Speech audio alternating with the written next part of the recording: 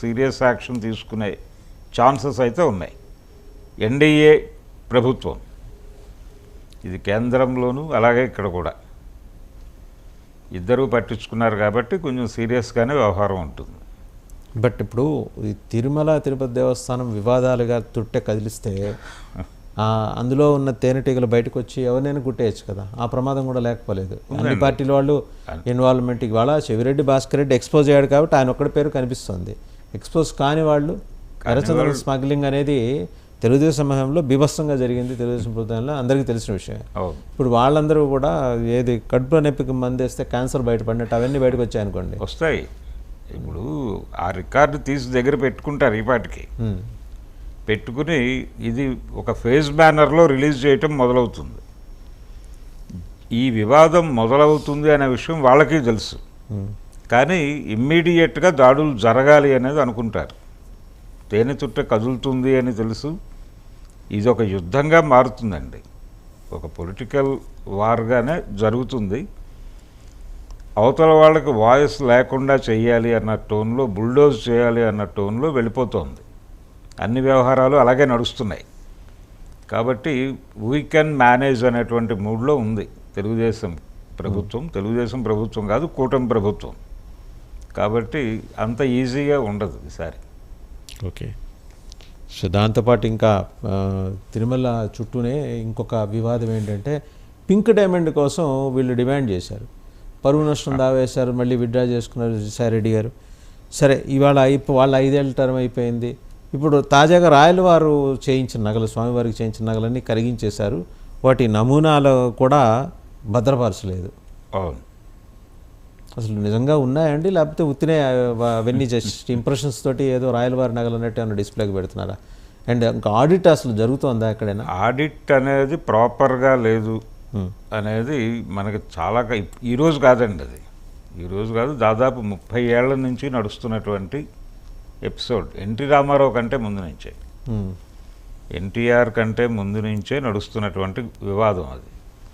ఎప్పుడైతే ఈయన టీటీడీ నిధులని సామాజిక సేవా కార్యక్రమాలకు వినియోగించవచ్చు అని మాట్లాడటం మొదలుపెట్టారో అప్పటి నుంచి ఈ చర్చ ఉంది. అసలు నగలేమైపోయినాయి, ఎక్కడ పెడుతున్నారు, వాటికి సంబంధించిన ఆ రిపోర్టులు బహిరంగపరచమనేది జనం డిమాండ్, భక్తుల డిమాండ్. అంటే ప్రతిసారి ఆడిట్ జరిగింది అనేది చెప్తున్నారు తప్ప దానికి సంబంధించి ఒక నివేదిక బయటకు ఇవ్వాలి కదా. ఇదిగో బలానా కాలంలో ఈ నగలు ఈ రాజుగారు ఇచ్చారు, లేకపోతే ఈ సామ్రాజ్యం నుంచి ఈ నగలు వచ్చినాయి, ఇది మనకు ఉన్నటువంటి శాసనాల నుంచి లభించినటువంటి ఆధారాలు. ఇప్పుడు అవి యథాతథంగా ఉన్నాయి, లేకపోతే వీటిని ఇంకొక దానికి వినియోగించామని ఒక వ్రాతపూర్వకమైనటువంటి ఒక రిపోర్ట్ ఇన్ రైటింగ్ అయితే ఉండాలి కదా సార్. ఇది ఎప్పుడైనా ప్రకటించిందా టీటీడీ? ఏ క్షణంలోనూ ఎప్పుడూ కూడా ఇటువంటి ప్రకటనలు బహిరంగంగా రాలేదు. ఇవన్నీ కూడా అక్కడ ఏం జరుగుతోందో ఎవరికీ తెలియదు, భక్తులు డిమాండ్ చేసినా ఎవరు పట్టించుకోరు. అవి తరలి వెళ్ళిపోయినాయి అన్నప్పుడల్లా వీళ్ళ మనోభావాలు దెబ్బతింటూ ఉంటాయి. ఇప్పుడు ఆ పింక్ డైమండ్ గొడవ కూడా అలాగే వీళ్ళు రైజ్ చేసినప్పుడు అసలు నిజంగా ఉందా సార్? అంటే రాయల వారు ఇచ్చిన దాంట్లో పింక్ డైమండ్ ఉందా? అది ఉందా లేదా అనేది శాసనాలు పరిశీలించిన తర్వాత కానీ తేలదండి.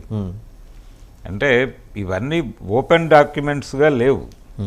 ఇవి ఓపెన్ డాక్యుమెంట్స్గా ఉంచకపోవడంలోనే ఒక ప్రోగ్రాం కనిపిస్తుంది.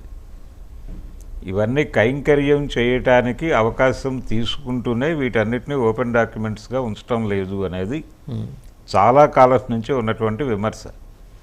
అయితే భక్తులు ఆర్గనైజ్డ్గా ఉండరు కాబట్టి ఇది అవసరమైనప్పుడు వాళ్ళ మనోభావాలు రెచ్చగొట్టి వాడుకునే ప్రయత్నంగా మాత్రమే చేస్తున్నారు తప్ప రాజకీయ నాయకులు ఎవరికీ కూడా ఆ ప్రాపర్టీని కాపాడాలనో లేకపోతే దాన్ని భక్తులతో ముడిపడి ఉన్నటువంటి వ్యవహారం ఇది నిరంతరం వాళ్ళకి ఈ ఆడిట్ రిపోర్ట్ కానివ్వండి, లేకపోతే అక్కడ ఉన్నటువంటి వాస్తవంగా ఎంత వస్తుంది, ఎంత పోతుంది, ఖర్చు ఏమిటి, వీటికి సంబంధించి నివేదికలు భక్తుల ముందు ఉంచాలి అనేటువంటి